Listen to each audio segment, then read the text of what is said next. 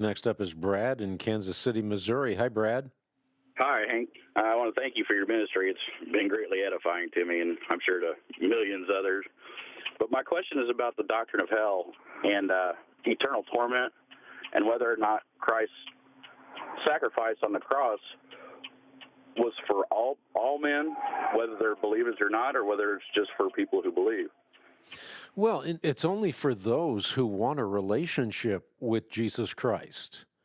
This is a very important concept.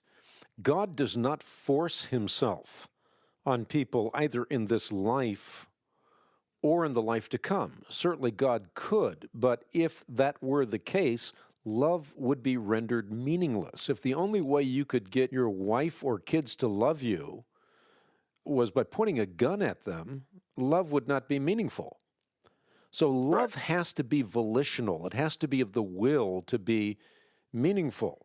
And that's why there are only two kinds of people in the world, as C.S. Lewis aptly pointed out: those who say to God, "Thy will be done," and those to whom God in the end says, "Thy will be done." In other words, you don't want a relationship with me, I'm not going to force that on you for all eternity. And you also have to remember that without eternal separation, the very nature of heaven is polluted.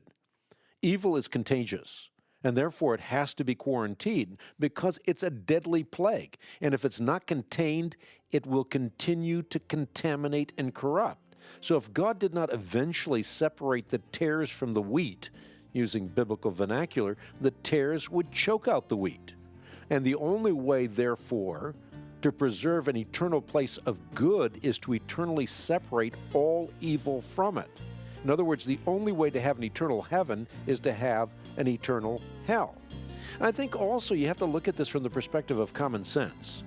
Without hell, the wrongs of Hitler's Holocaust will never be righted.